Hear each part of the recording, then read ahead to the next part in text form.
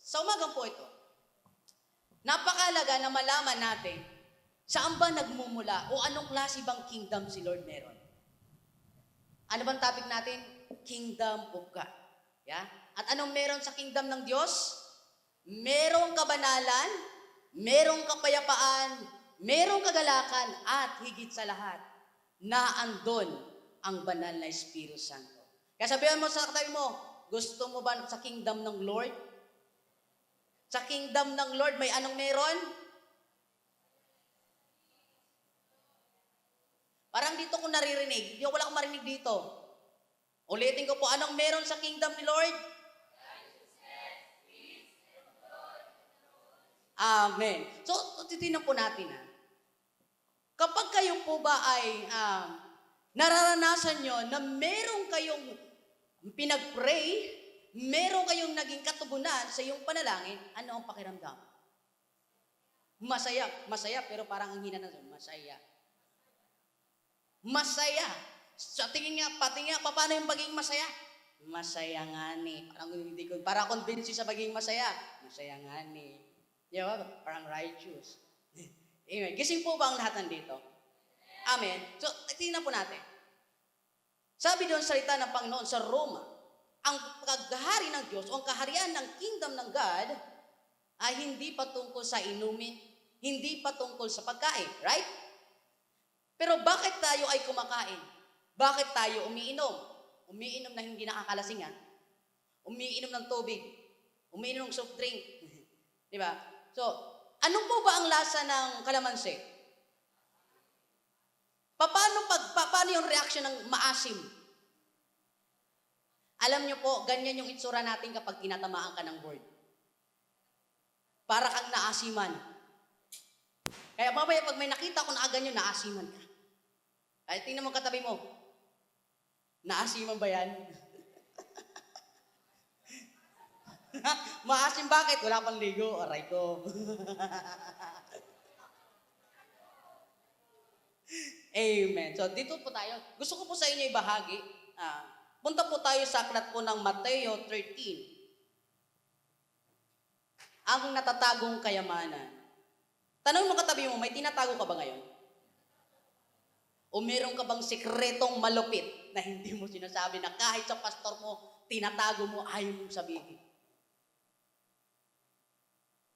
Okay po, simulan na po natin.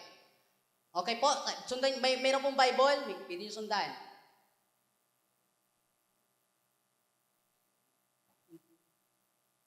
Simulan natin sa, sige.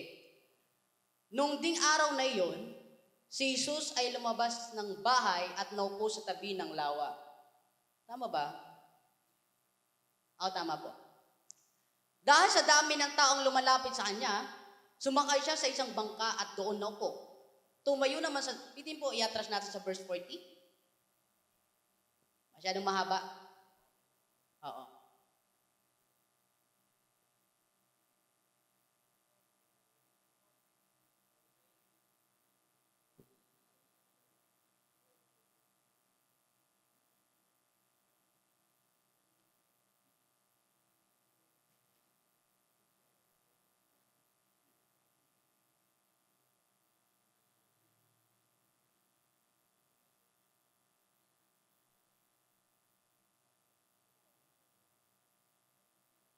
Okay.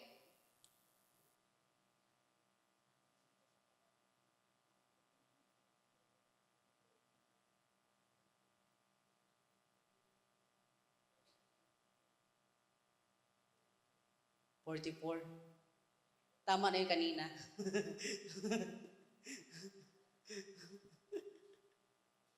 Okay, simulan po natin. Ang kaharian ng langit ay katulad ng kayamanang nakabaon sa isang bukid. Nahukay ito na isang tao, ngunit agad itong tinabunan. Tuwang-tuwa siyang umalis at ibininta ang lahat ng kanyang ari-arian upang bilhin ang bukid na iyon. Ang kaharian ng langit ay katulad din ng isang negosyante na naghahanap ng mga mamahaling perlas. Nang makakita siya ng isang perlas na napakahalaga, umuwi siya at ipinagbili ang lahat ng kanyang ari-arian at binili ang perlas na iyon. Ano ang sabi po? Sila ay Yung nakahanap ng hidden treasure, nakatagpo, anong kanilang reaction? Ano daw? Hindi ko marinig. Natuwa. Okay, masaya. So tayo po ba pag nakakarinig ng word, masaya ka ba? Pati nga po ng masayang reaction. Parang makita ko, parang maasim eh. Amen. So tayo pong lahat ay napakalaga na tayo po ay nakakalam ng salita ng Diyos. Sapagkat ang salita ng Diyos ay nagbibigay ng buhay, nagbibigay ng pag-asa, nagbibigay ng kalakasan at higit sa lahat, nakikilala natin si Lord. Kaya sa umagang ito, intindihan at unawain natin na ang kaharian ng Diyos ay katulad ng isang kayamanan na inaitinago. Amen po. Na kailanman po ay marami ang naghahanap. Yung pag-usapan po natin ang ginto dito sa mundo, marami ang naghahabol ng ginto. Tingnan mo katabi mo, isa ka ba sa naghahabol ng ginto? Isa ka ba sa laging naghahanap ng ginto?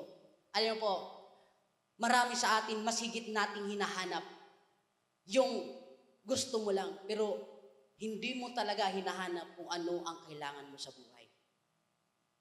Isa lang po ang totoong kailangan natin ay ang Panginoon. Maaari po ang mga bagay dito sa mundo ay pwede mong ariin, pwede mong makamit. Meron ka ng kayamanan, meron ka ng pera, subalit si Kristo ay wala sa buhay mo.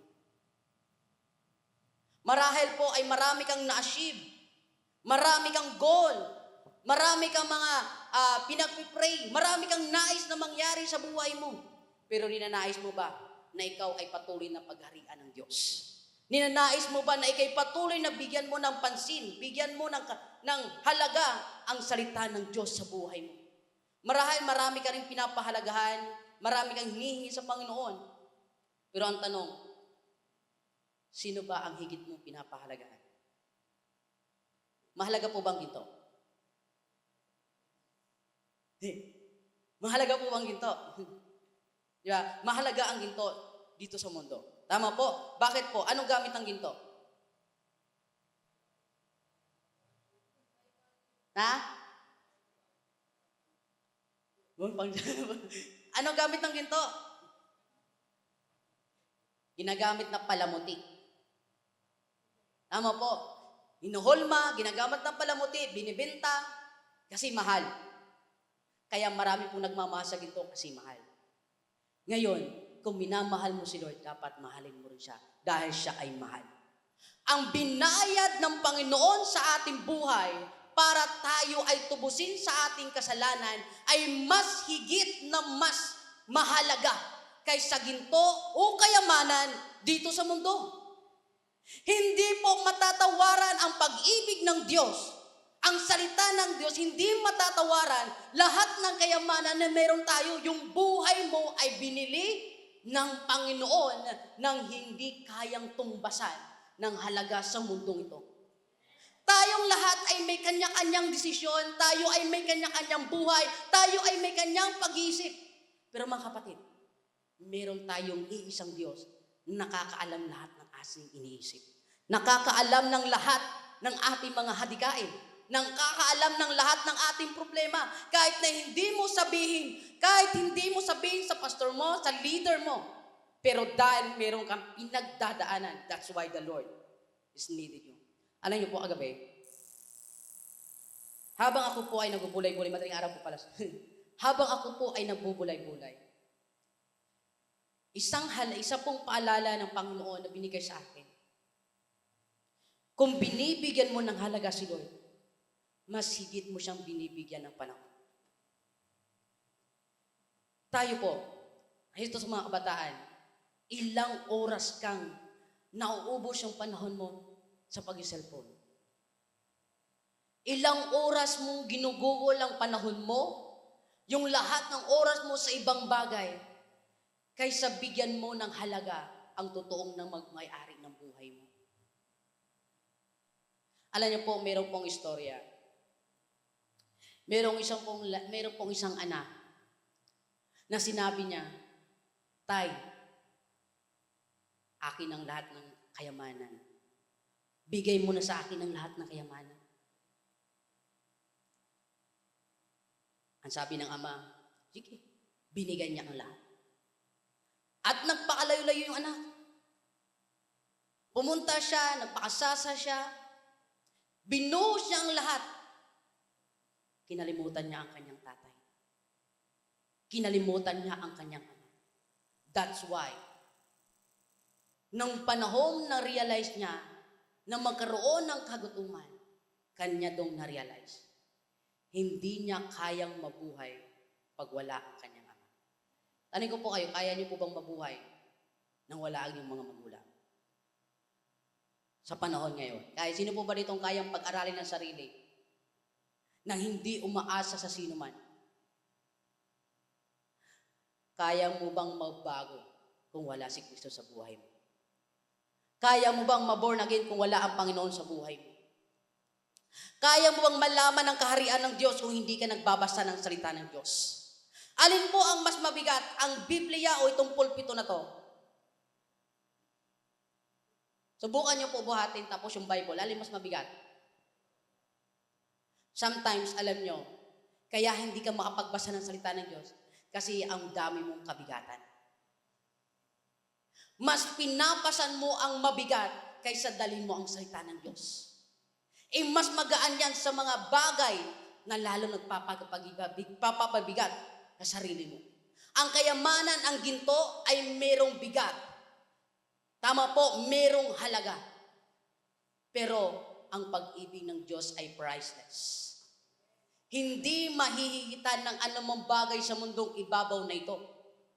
Kaya sabihin mo sa katabi mo, higit na mas mahalaga ang maunawaan mo ang salita ng Diyos. Okay.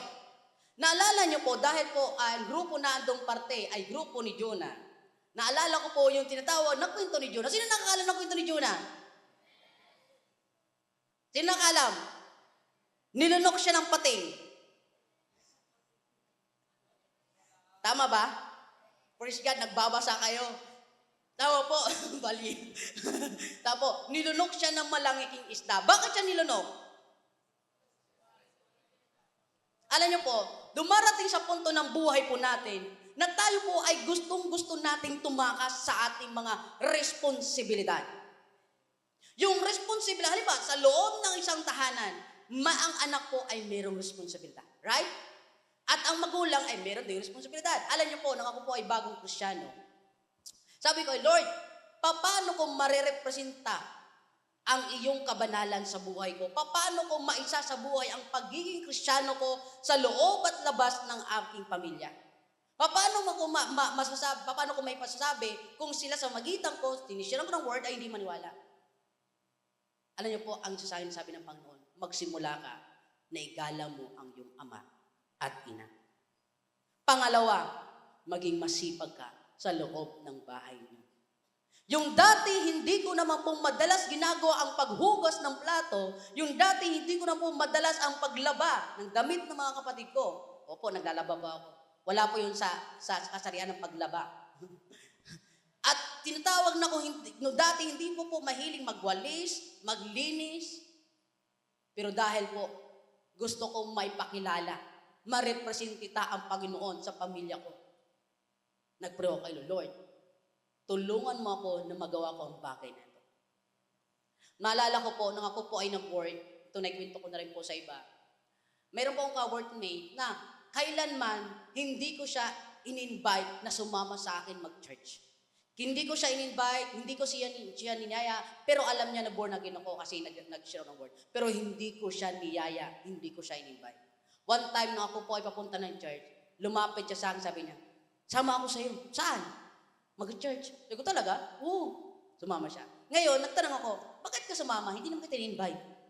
Ang sabi niya sa akin, na-curious ako. Bakit ka na-curious? Ang bait mo. Mga kapatid, ang pagiging mabait ay grace ng Lord, right? At alam po natin, ang pagiging mabait ay hindi matumbasan ng pagiging matuwid. Dahil ang pagiging matuwid, ang kabanalan ay mula sa Diyos. Kung wala ang Panginoon sa buhay mo, hindi ka magiging banal. Huwag kayong padadala sa sinasabi, oy, banal ka na, alive-alive, lagi ka na sa church. Para lumagpas ka na sa langit. Kapatid, walang lumalagpas sa langit, pero mayroong bumabagsak mula sa langit. Amen po. Huwag maniwala. Alam niyo po na bago, oy, malalagpo sa langit, oy, masubrahan ka na, oy, plus sa langit, walang plus sa langit. Kung ikaw ay ligtas ka na. Wala nang plus, walang minus.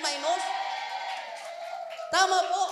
Minsan niluluko tayo ng kaaway. Nag-iisa ka, maraming pinag-iisip tayo na hindi maganda. Tama po, iniisip mo na isa ko. Ako ay si Virgilio, isang probinsyano, kawawa ka. Amen po, huwag mong isipin ang bagay na kawawa ka. Sabi mo sa atin mo, dahil panalo ka na. Speaking of panalo, ang lahat ay ginagawa maging panalo. Kung sa laro ay parang buwis buhay kayo, bakit hindi nyo gawin kay Lord yan? Tama po. The best na paglaanan ng panahon si Lord kaysa. Tama po. Maraming effort tayo. Okay, ulitin ko po. Ang kaharian ng langit ay katulad ng kayamanang nakabaon sa isang bukid. Pag sinabi po bang nakabaon, paglalakad ka ba doon, makikita mo ba agad? Diba? Diba, ganun po tayo, diba? Mas madali natin makita ang cellphone kaysa Bible. Kasi yung Bible, hidden treasure di ba? Nakabaon, di ba? Kaya yung cellphone mo, madalas mo nakikita. Kasi yung Bible, nakabaon. Hidden treasure po, di ba? Ang kaharian ng langit ay katulad ng kayamanang nakabaon sa isang bukid. Alin mas malaki, yung cellphone mo o yung Bible mo? Pero bakit madali natin mahanap ang cellphone kaysa Bible? Hello? Sabi niyo, mahalaga ang Word of God. Amen? Bakit mahalaga ang salita ng Diyos? Kasi ito ang source ng life. Hindi mo makikilala si Christ without the Word of God. Tinatanong mo, mahal mo ba si Lord? Yes, I love you, Lord. I love you, Lord. Amen? Lagi mo sinasabi, mahal mahal kita, Panginoon. Tapos, nakakalimutan mo magbasa ng Word. Asan yun? Talagang mahal mo ba si Lord? Bigla ka po kayo nanahimik. Di ba? Lagi mo siya, mahal ko si Lord. Mahal ko si Lord. Tama po. Pero nagiging hiding lang behind the scenes si Lord. Nagiging nasa front lang si Lord. Ginagawa mo lang frontline si Lord kapag meron ka ng matinding pinagdadaanan. Pero pag wala kang matinding pinagdadaanan, always siyang behind the scene. Why? Mahal niyo ba talaga si Lord?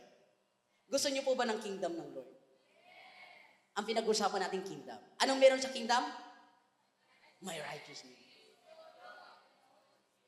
Yeah. Tama po. Gusto niyo ba maranasan ang kapuspusan ng Banal na Espiritu? Ano ang sikreto? The hidden treasure na minsan na hindi natin nakikita. Amen. Kasi laging nakatago. At tinatabi mo, mahilig ka ba magtago? Amen. Kasi bakit ka, at tingnan niyo pa, bakit madalas kang nagtatago ng isang bagay?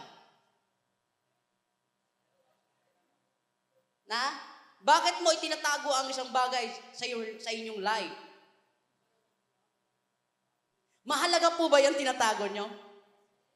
Like what?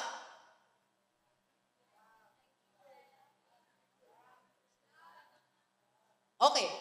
Alam niyo po, sabi nila, di ba, minsan tinatago mo yung tinatawag na relasyon, tinatawag pag-ibig. Pero ang tanong, what is the meaning of love? In the kingdom of God, what is the meaning of love?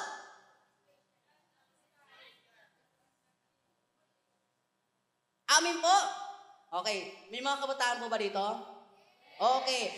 Ang meaning ng pag-ibig, ang sabi ng salita ng Diyos, paano ba dinemonstrate ng Lord ang pag-ibig ng Father sa pamagitan ng kanyang sariling anak?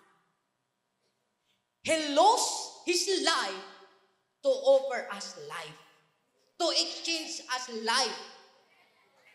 Sa mamagitan ng pag-ibig ng Diyos, pinalitan niya tayo ng buhay.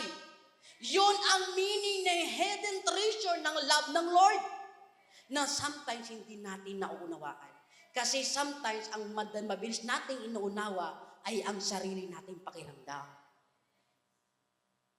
Mahal ko yun. Mahal ko yung tao na yun. Pero si Lord nagagawa mong iwan because of love like that. Amen. Amen? Kasi bakit? Kasi si Lord laging naka-hidden sa'yo. Amen po? Sabi, alam niyo po, pag meron kang ginagawa, alimbawa, tingnan niyo po ito po, ako po lagi ko na po ito na-experience. Pag ako po ay nasa church, sometimes nasa likod ako, tapos bigla akong lumalapit, tapos may kapatiran na, ginano yung cellphone, I know what is it. Why? Bakit mo itatago kung wala ka naman dapat itago? Ha?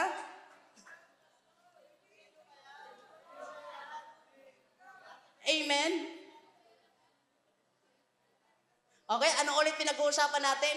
May kabanalan, may kapayapaan, may kagalakan, at mayroong banal na espiritu. That's why pinag-uusapan natin ay kingdom ng Lord. Ano sabi ng Panginoon? Unless you must be born again in the spirit, in the soul, in our body, in our mind, be true, born again, you cannot enter to the kingdom. Sino gusto makapasok? Sino po ang nakakaalam ng kwento sa Bible na yung mga old generation ng mga Hebrew, ng mga Israelite, ay hindi nakapasok? Samantala, ang mga new generation ay nakapasok. Why? Kasi dala-dala nila ang luma pa nilang pagkatao. Kaya kung ikaw ay gusto mo born again, gusto mo makapasok, kalimutan mo na ang iyong nakaraan. At tutukan mo ang sa inaharap. Amen po? Okay po. Ito po sinashare ko na po ito kanina sa devotion namin. Pili po, ay punta tayo sa aklat po ng Isaiah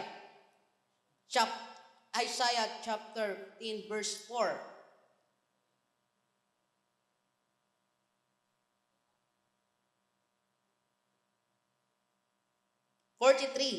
Isaiah 43 verse 4.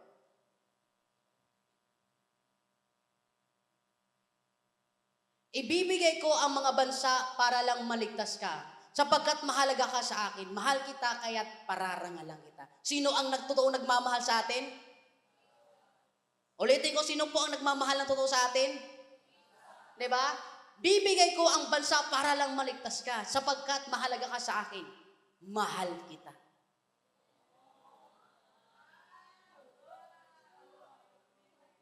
Amen? Yun ang totoong nagmamahal sa atin. Tayo po, mahilig tayo magsabi, I love you, mahal kita, mama, chup-chup. Amen? Pero hindi mo magawa kay Lord. Si Lord yung totoong nagmamahal sapagkat mahal ka sa akin, mahal kita. Kaya pararangalan kita. Amen po. Iniibig tayo ng totoo ng Lord. Yun yung ibig sabihin. Okay, sino po nakakabisa ng kanta na yan? I love you, Lord.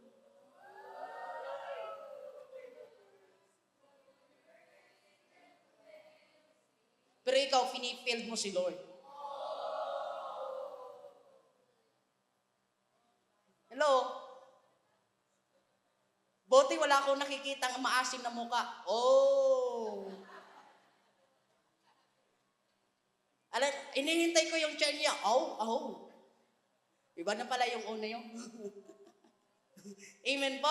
So, dito po tayo. So, ang Panginoon po ay, bakit po sinabi niya tayo ay mahal niya? Amen.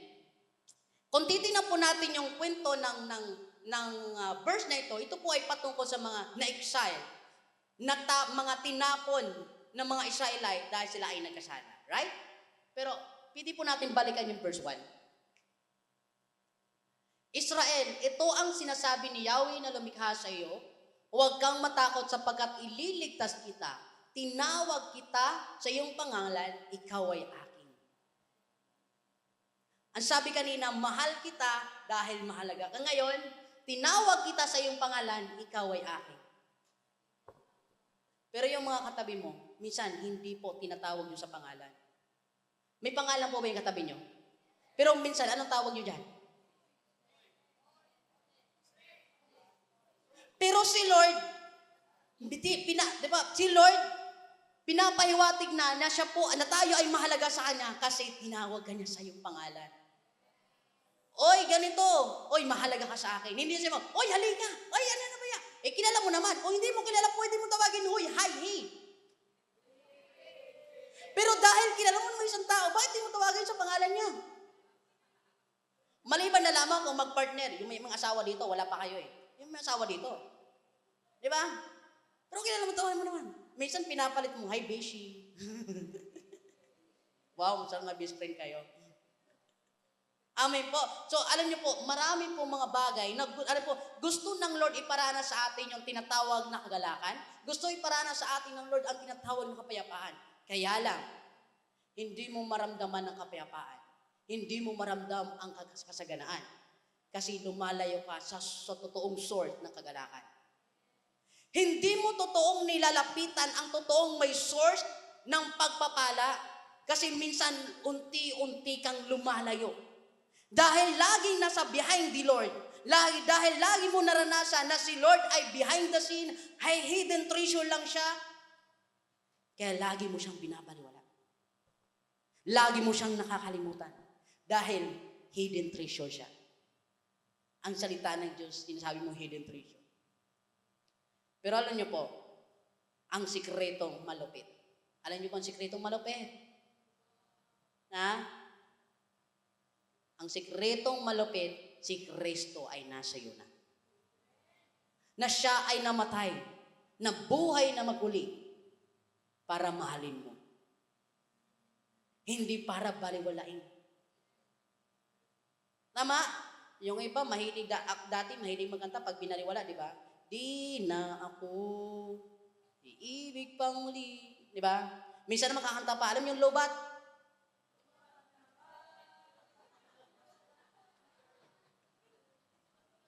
Di ba? Pag hindi na, lobat na ba ang pag-ibig mo? Nakalod pa ba ako sa puso mo?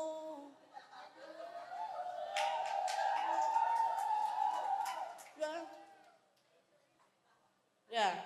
Nakasit na ba ako sa isip mo?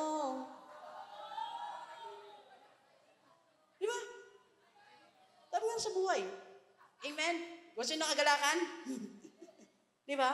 So tayo po, tayo po, ulitin ko po, dahil ang tema natin, sabi sa aklat ng Roma 14:17, for the kingdom of God is not eating and drinking, but righteousness, peace, and joy in the Holy Spirit. Okay? So tayo po ay tinuturing ng Lord na tayo po ay nasa kingdom niya. Pag tayo ay nasa kingdom niya, gusto niya na siya ang mag-rule sa buhay natin. Kaya lang minsan, iba yung pinaparule mo sa buhay, sa life mo. Kaya marami kang pagrereklamo dahil hindi si Lord ang naging rule ng life mo. Okay, pansinin po natin, yung tinatawag na kingdom of God. King. Anong meron sa kingdom? May king, right? Sino ang king? Okay, yung karugtong ng kingdom, or means kingdom or king dominion. Ano ibig sabihin ng dominion? The Lord's ruler. Siya yung nagro-rule. Siya yung nagpa ng batas. Tama po? Siya yung nagbibigay ng pahiwatig. Siya nagbibigay ng pahiwatig. Siya ang batas. Ang hari ang batas. Sometimes, hindi si Lord ang batas ng life mo. Ikaw. Ako muna, Lord, ngayon. Ako muna. Diba? Ako muna masunod ngayon. Right? Amen? Diba po? Diba? Sabi mo sa katabi mo, inaanto ka ba? Huwag yan ang paghahariin mo. Amen? Ang paghaharian mo ay si Lord. Amen? Pag sinabi pong king dominion, domain, pagkuha ng tinatawag po na, alam niyo po, sino po dito yung naranasan pong uhaw na uhaw? Diba? Yung uhaw na uhaw ka, pero wala kang mainom, kaya ang ininom mo soft drink. Yung uhaw niyo po ba napawi ba? Why? Ha? Kasi yung uhaw mo, kailangan ng water, hindi ng soft drink. Hindi nakadesign, pag nauuhaw ka, soft drink ang iinumin mo. Nakadesign niya na inumin mo ay tubig. Like us, pag ikaw ay nawawala ng pag-asa, pag ikaw ay nanghina, ang design niyan ay lumapit ka sa Panginoon. Hindi yung tatago ka sa gilid. Di ba? Hindi yung totoo kung saan. Okay. Para magkaroon ng buhay ang cellphone, ano dapat ang gawin? I-charge. Why? Pero pag ikaw ang nag-charge sa kuryente, anong mangyayari sa'yo? Bakit? Kasi hindi ka nakadesign na isaksak doon sa kuryente. Nakadesign ka na sa Lord. At yung cellphone, nakadesign nyo na isaksak, i-charge para magkaroon ng life. Para magkaroon ng buhay, ang cellphone mo, kailangan mo i-charge. Amen? At ikaw, para magkaroon ka ng buhay, kailangan mo lagi si Lord. At para lagi kang kay Lord, kailangan mo lagi mag-charge. Ulitin ko, para lalo kang maging mapalapit kay Lord, kailangan mong laging dumalo ng pagsamba, ng church. Praise God po. Parang, ano ba? Naglulos? Pati Mike naglulos na, no? Si Lord lang talaga yung maaasahan na hindi naglulos. Amen po? Di ba? Amen? So, balikan po natin kay Jonah. Po, si Jonah po ay, parang katulad ni Jonah eh. Ano po ba ang command ni Lord kay Jonah? Pumunta doon sa mga kaaway nila. Diba? Magsalita siya ng maganda o magpropesiya ng igugunawin. Diba? Ayaw niya yun. Pag inutusan ka o pumunta ka sa kaaway mo, sabihin mo, paparusahan ka ni Lord. Ayaw mo yun? O may kaaway ka, diba? Sabihin mo, oy, paparusahan ka ni Lord. Pero si Jonah iba. Amen? Ano sinabi niya? Napunta siya doon, nakita niya. At pero po, the unexpected things happen. Ano yun? Tumakas siya. Kaya nga, minsan, di ba, tumatakas ka rin.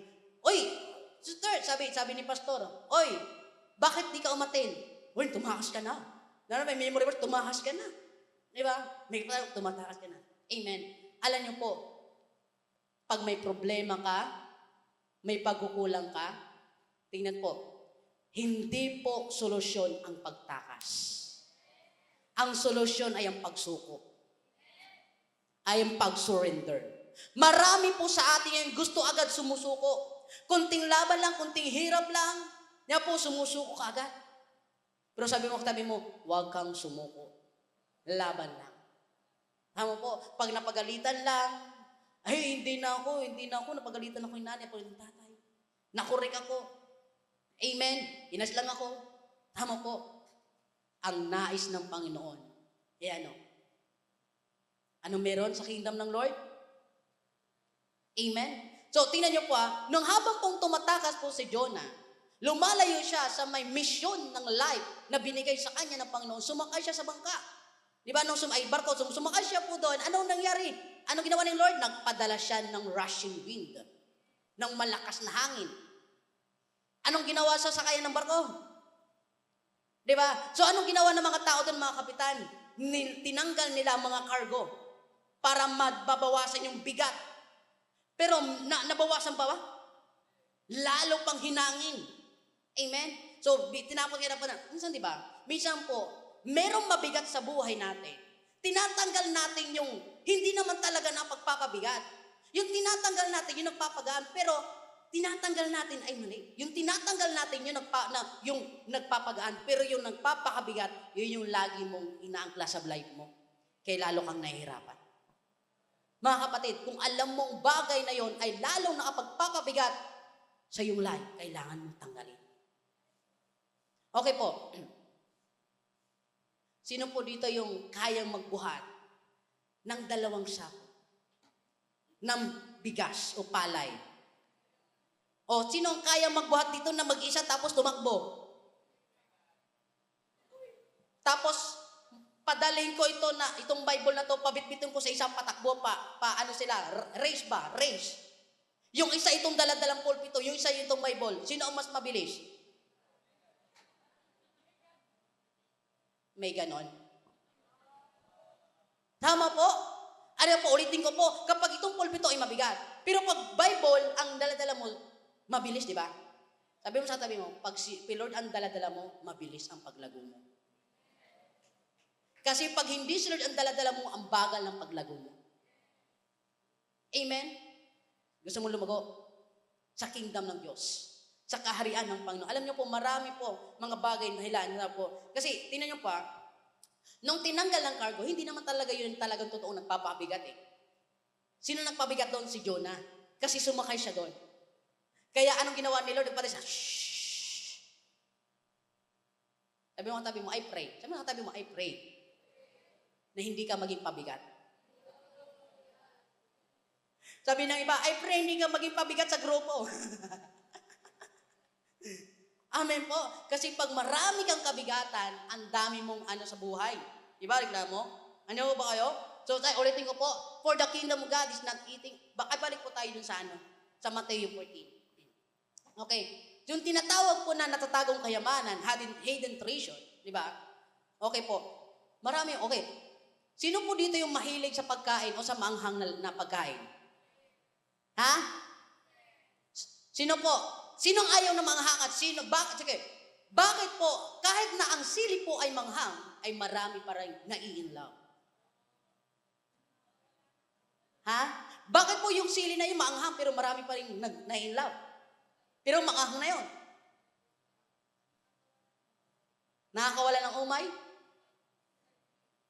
Tama po? O bakit ang kalamansi, kahit na, maasim, gustong-gusto pa rin ilagay sa mga pagkain. Sausawan, mayroong toyo, may sili. Di ba? Pero gustong-gusto pa rin kainin, pero ang asim. Ay, maanghang. Tama po? Alam niyo po, ganyan din yung word. Sometimes, nagreklamo ko, maanghang to. Maanghang, hindi to. Ay, ang asim. Di ba? Kasi tinatamaan ka. Di ba? Paano yung pag naanghang ka?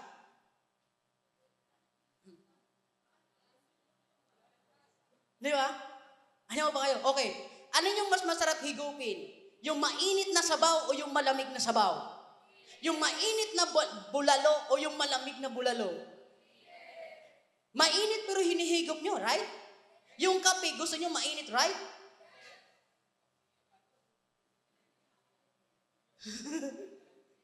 Pero mayroong mga gusto ng kape, pinapalamig. Hayaan nyo sila sa trip nila. Diba? Pero ang totoo, sa bulalo na mainit, anong mas masarap? Mainit, right?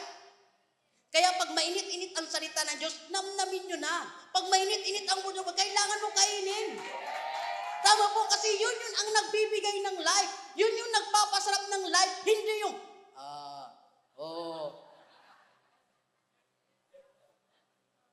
Amen po. It's very important na sa ating buhay, alam mo at alam natin na ang salita ng Diyos ay nagdadala ng buhay.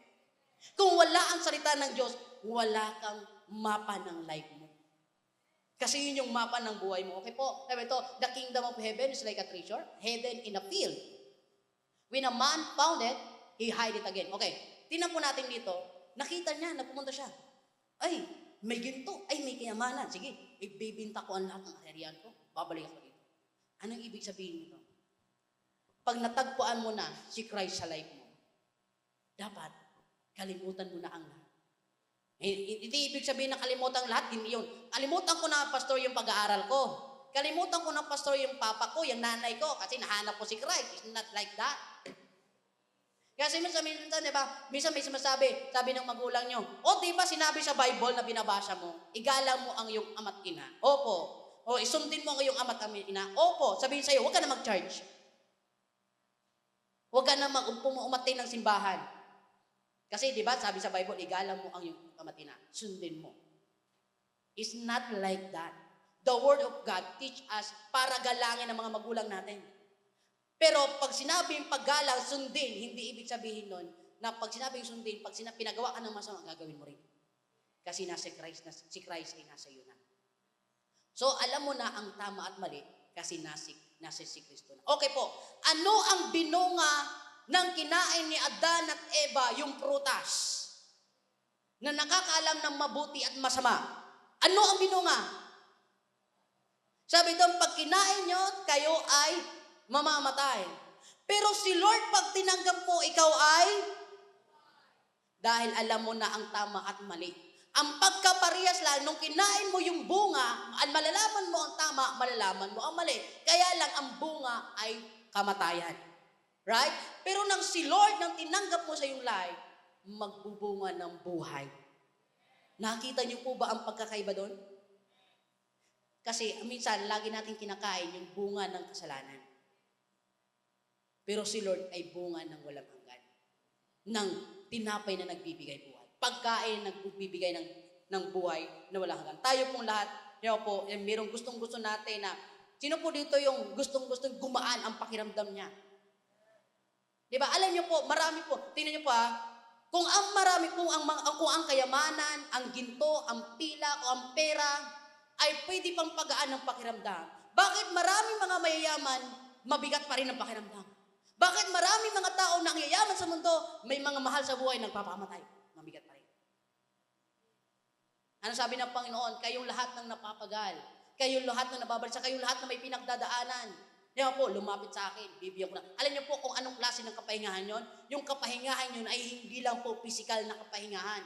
Maging sa mga pag-iisip natin na hindi makapagpahinga. Kung sino-sino kasi iniisip mo kaya hindi ka makapagpahinga. Yung matutulog ka na lang, ang dami mo iniisip. Tama po. At yon ang tinatawag na sabi ng Lord, come to me at magpahinga ka, anak. Tama po, magpahinga ka. Sabi mo, magpahinga ka rin pag may time. Amen. Ang pagkaroon po ng kapahingahan ay hindi lang po pisikal na kapahingahan. Yung ating kaluluwa. Kaya sabi ng Panginoon, kailangan natin lumapit sa Kanya. Amen. Pag merong kapahinga, di ba pag nagpapahinga, masarap sa pakiramdam? Pero pag wala kang pahinga, anong pakiramdam? Mukha mo'y di maipinta, malungkot ka na naman. Diba? Ang daming kalungkutan sa buhay. Diba? Tapos kakanta ka pa. Diba? Ano ba kayo? Ulitin ko po, ang problema ay hindi po yung mga kargo nakasakay sa barko. Ang problema ay si Jonah. Yon ang nagpabigat sa barko. Amen? Kaya sabi ito, ang ginawa po ng mga kapitan, ginawa na po ng mga sailor, nagpalabunutan, nagpray sila. Sino kaya naging pabigat? Sino sa atin? Magkanya-kanya tayo tawag. Di ko alam kung paano tumawag yung Diyos nila. Amen? At tumunod po doon, sabi doon, nakita si Jonah sa pinakailalim, sa pinakababa ng floor ng barko, natutulog. Sabi mo, huwag ka matulog. Diba, anong ginawa niya doon? Natutulog. Alam niyo po ang sarap ng tulog. Amen? Noon makita siya ng kapitan, ginising, uy, bumabagyo na. Napapahamak na yung barko. Ang sarap pa ng tulog mo. Kaya sabi mo gabi mo, uy, nag-world of God tayo, huwag ka matulog. Amen po. So, anong ginawa? Ginising nila. So, bakit? Okay. Sabi ito, ano kaya mangyari? Amen. Nagpalabunutan sila. Nung sila po ay nagpalabunutan, kaninong pangalan na bunot?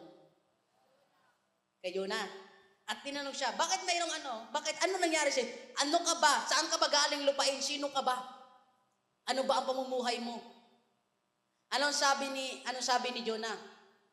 I am a Hebrew. Ako ay may takot sa Diyos. Di ba? Di ba nagtataka yung mga iba natin? Ano ka ba? Sabi mo, Kristyano ka. Talaga. Amen po. Ang sabi doon, anong gagawin namin? Yun, ihulog niya ako. Tama po. At nilunok ng isda. Ng malaking isda. The moment ng nilunok, saan po siya? Nasa ilalim. Alam niyo po, dumarating po talaga sa time na imbis na yung problema mo ay mawala, lalo kang nilunok ng sistema ng problema mo. Lalo kang lumaki pa. Nasa ilalim, you are in the bottom ng pinagdadaanan mo. Why? Kasi hindi mo sinuko kay Lord. At nung na-experience po ni Jonah, yung tinatawag na doon siya sa biri po ng isda, doon niya po na-realize, kailangan niya si Lord. Kailangan niya sumunod. At from the bottom of his heart, siya po ay nanalangin. Kaya tayo po ay kailangan natin manalangin, kailangan natin si Lord from the bottom of our heart. Ang sabi ng Panginoon, ang papurit parangal nila ay puro lang sa nguso, hindi mula sa puso. Ang gusto ng Lord ay sa puso. Diba? Minsan, diba, tinatawag ito, mahal mo ba talaga ako? Of course, my heart. Mula mo ba sa puso mo yan? Amen? At tayo naman, pangako ng pangako. Yes. Amen? So, mahalaga po na malaman po natin na tayo po Na ang mahal na, anuman yung mga meron kang problema, huwag mong tatakasan si Lord. Amen. Eh po, ang dami mga taong tumatakas. Alam niyo po, meron ding mga tao na nakaupo habang tumatakas. Merong mga Kristiyanong nakaupo habang tumatakas. Ano ibig sabihin nun? Tingnan mo ang katabi mo. Kapag lumilipad ang utak niyan, tumatakas ang isip niyan.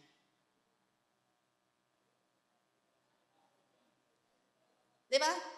Habang nakikinig ka, yung katawan mo na andito. Pero nansan, tutulala ka na kasi unti-unti nang tumatakas yung pag-iisip mo. Di ba? Kaya pag tinanong ka, anong narinig mo? Anong turo ni ano? Ay, ang ganda! Nagtumawa kami. Ano nga? Basta, ang ganda. Bakit? Kasi isip mo'y lumilipad. Hindi ka naman ibon para lumipad. Di ba? At hindi ka naman preso para tumakas. Habang nakaupo, tumatakas. Amen? Di ba? Hindi ka naman siguro yung si team song ni Pacquiao. Isip mo'y litong-lito. Di ba? Mga pagsubok lang. Yan. Yung iba nga nagagawang ipaglaban. Bakit si Lord hindi natin magawang ipaglaban? Anong sinabi sa binasa natin sa kanina? Pinaglaban tayo ni Lord. Dahil mahalaga ka sa akin, dahil mahal ka sa akin, di ba? Ikaw ay pararangalan ko. Amen? Nakita niyo po yung pagpapahalaga ng Panginoon sa life natin.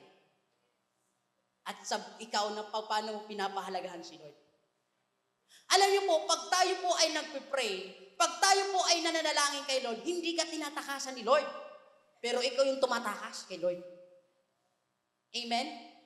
Kaya tingnan mo katabi mo, huwag kang mag-isip ng kung ano-ano. Kahit sino ka man. Amen? Kaya kung marami. Nandang po, kaya ulitin ko po, ang kingdom ng God ay merong, So, it's very important to us. So, ano po ba yung pagkaunawa niyo tinatawag? Ano ba yung merong pag-kingdom sa lupa? Anong meron? Anong meron sa kingdom ng lupa? Ang kingdom sa lupa ay, anong pagkakaiba sa kingdom ng Lord? Ha? Ang kingdom sa lupa ay may hangganan. Ang kingdom sa lupa ay puno for own interest na mga nag-rule. Di ba? Yung mga hari dito, mga namumuno, ang puro interest lang pansariling hangarin. Right? At gusto nila siya yung lahat mamuno, sakupin ang lahat. May gera, may digmaan, may kaguluhan. Pero ang kingdom ng Lord ay not like that. May joy, may peace. Minsan po, isang beses habang po si Lord ay, nung siya po ay pumunta na sa harapan siya ni Pilato. Ang sabi sa kanya ni Pilato, ikaw po talagang hari ng Israel, ng mga Hudyo. Sabi ni Lord, yan ba ay galing sa iyo? O dahil may nagsabi sa iyo? Amen? Ang sabi ng Panginoon ulit, sabi niya, ang aking kaharian ay hindi dito sa lupa. Dahil kung nandito ang kaharian ko sa lupa, ipinaglaban sana ako ng aking mga alagad. Subalit ang aking kaharian ay wala dito. Kaya sabihin mo, wala rito ang kaharian ng Lord. Pero, sabi ng Panginoon, ang sino man tumanggap sa Kanya, sa Kanyang puso ay naghahari na si Lord. Amen po. Kaya, tinanggap mo ba si Lord? Baka ibang Lord yung tinanggap mo. Amen. Ang malito. Tama po, ulitin ko po, si Lord po ang nagbibigay sa atin ng buhay. Siya po ang nakakalam ng lahat ng bagay sa ating buhay. Okay po. Tingnan niyo po sa kabila ng lahat ng pagsalansang o hindi pagsunod ni Jonah, niligtas pa rin siya ni Lord. Amen. Nirescue pa rin siya ni Lord. At nung nirescue siya ng Panginoon, sabi doon, ano niyo po pag sinabing nirescue? Kung gusto mo magpa-rescue kay Lord, dapat matuto kang mag-humble. Dapat matuto kang magpa-disciple. Kaya sa mga hindi pa nagpapa-disciple dito, magpa-disciple na. Wala sumagot. Ayaw ata magpa-disciple. Ayaw ata magturo. Amen. Ulitin ko po. Bakit po ginagawa pa? Kung gusto mo magpa-rescue kay Lord, dapat marunong kang mag-humble, marunong kang magpaturo. Amen po. Marunong kang magpa-disciple sa buhay ng mga pastor. Amen. At sabi po dito, so, ito po, binibigyan tayo ng second chance ng Lord. Amen po. Binibigyan tayo ng pagkakataon ng Panginoon na magbago, mag-isip. Amen po. So, alam niyo po, so it's very important sa life natin yung kingdom, yung kaharian, ang paghahari ng Diyos sa ating buhay, di ba? Lagi nating hanapin ang presensya ng Lord.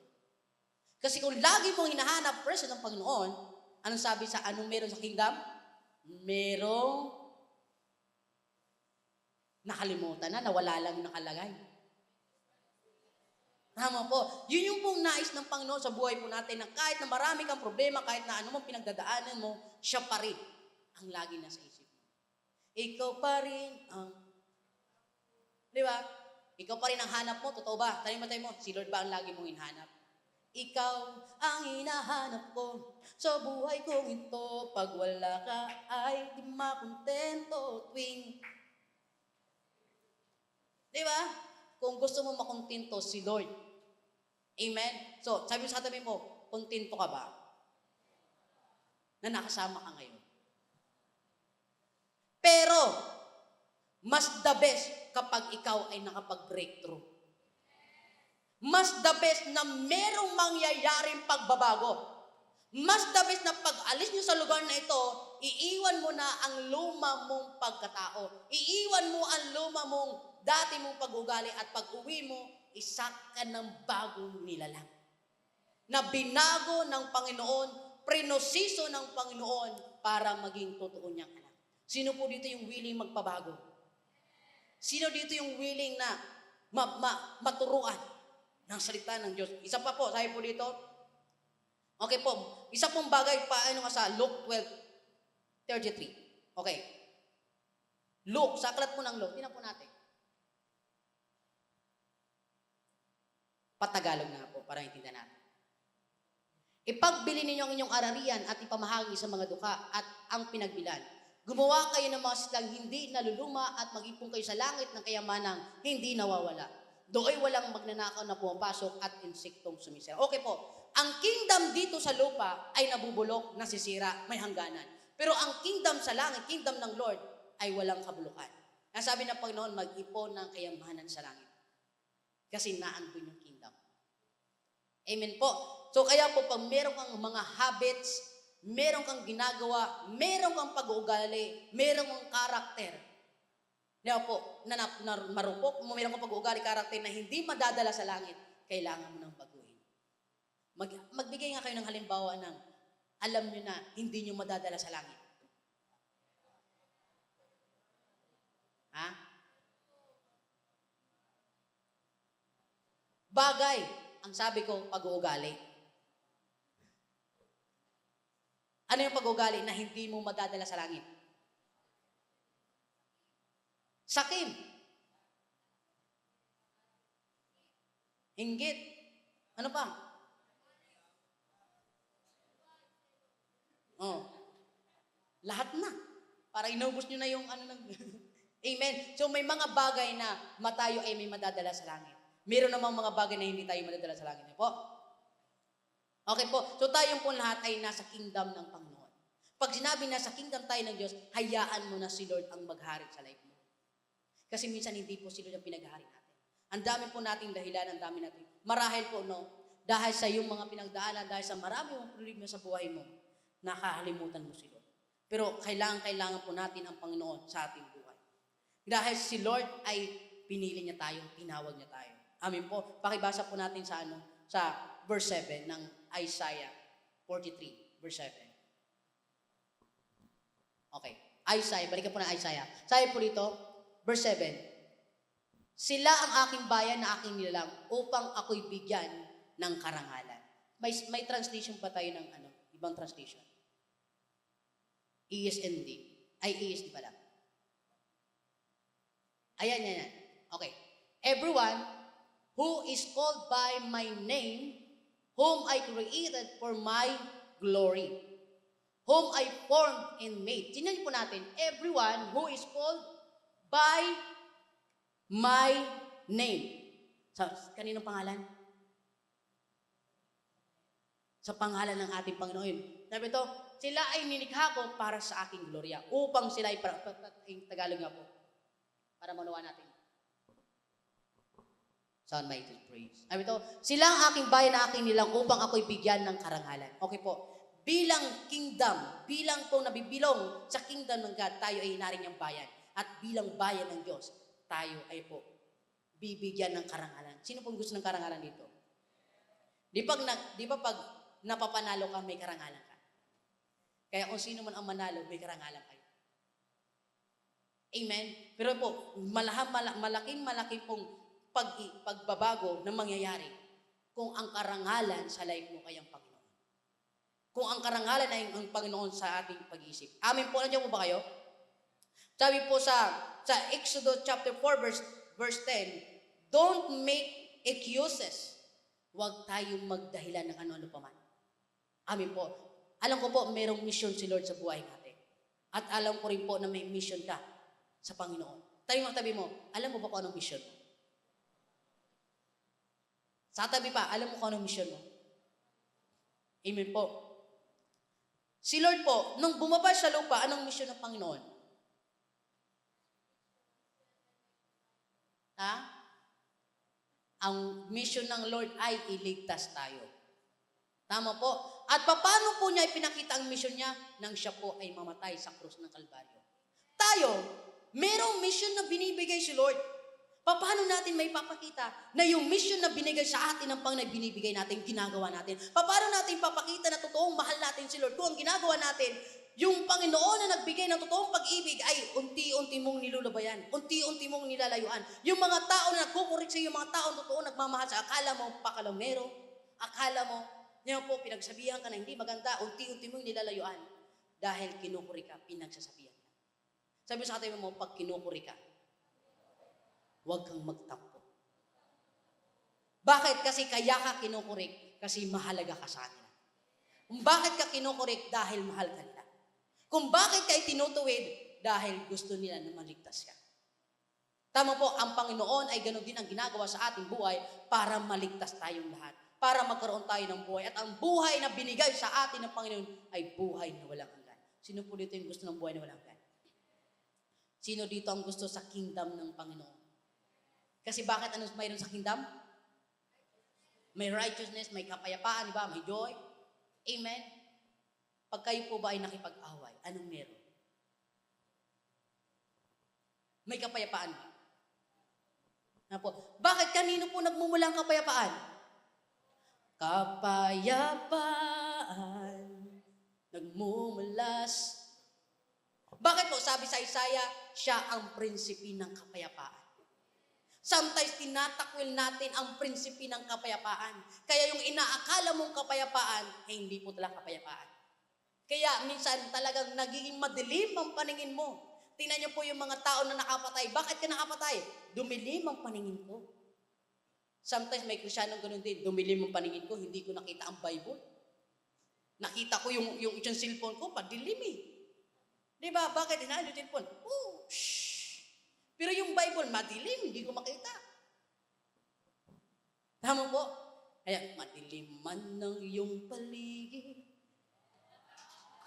Di ba? Sabi ni Teacher Rose, si Lord ang ultimate light natin. Kung si Lord ang ultimate light ng light mo, bakit mo siya iniiwan? Na siyang nagbibigay ng liwanag sa iyo. Na siyang nagbibigay sa iyo ng buhay. Tama po? Okay po. Bago po ako magtapos. Ano ba ang ini-expect mo after ng camp na to? Ano ba ang ini-expect mo? Manalo kayo? Manalo ang team nyo? Yun ba? Ano ba ang ini-expect mo? Amen po. Marahil po, nung kayo po ay nasa bahay nyo, nung kayo po ay bago pa lang pumunta rito. Tama, gusto kong sumama dahil, gusto kong makasama dahil. Pero nang narito na kayo, ano yung ine-expect nyo at ano ang goal nyo? Ang goal ni Lord, ang mission ng Panginoon, bakit siya naparito sa lupa?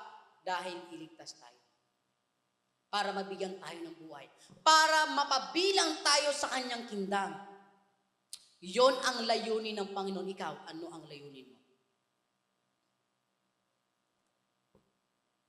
Mananatili ka ba sa kalagayan mo? Mananatili ka ba sa sitwasyon na meron ka ngayon? Mananatili ka bang nahihirapan, pabago-bago? Mananatili ka ba sa mga desisyon na pamalimali ng life mo? Mananatili ka ba na lagi na lang naka-hide din po si Lord sa life mo? Tama po. Mananatili ka bang naka-hide lahat? O gusto mo nang ilantad ang lahat ng yan? Ang lahat ng matapang na Kristiyano, inilalantad. Ang sabi ni Lord, ang Kristiyano ay kailangan ng tapang. Kung ikaw ay totoong matapang, ilalantad ko na yan kay pastor.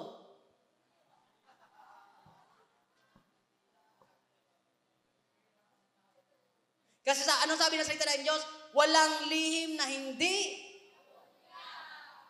Walang sikreto na. Kaya kung merong itago, bago mahuli ang lahat, ilantad mo na. Huwag mong hintayin, di ba, na mahuli ka pa. Huwag mo nang kantahin yung kinakanta ni Moira, tago-taguan, maliwanag ang buwan. Ano kasunod? Anong kasunod yun? Kasi alam ko lang, nilalaro namin noon, nagtatago-tago kami sa ilalim ng buwan. Ngayon, kinakanta na pala ngayon. Sa ilalim ng... Yeah.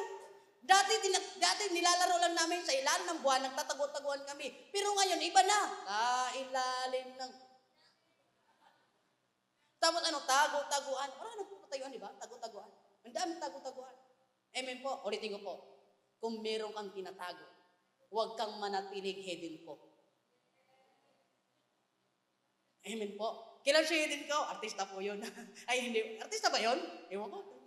Asawa ni Vicky Bilo? Ay, bahala kayo. Tama po. Ulitin ko po. Ano ba ang layunin nyo? Ano ba ang layunin nyo sa life nyo? Yung makapagtapos ng pag-aaral, magkaroon ng karangalan, magkaroon ng mga title. Makamit mo man ang lahat sa mundo kung kapalit naman ito ay ang buhay mo. Ano ang mapapala? Mga kapatid, lahat tayo ay nagsisipag. Lahat tayo ay gustong maligtas.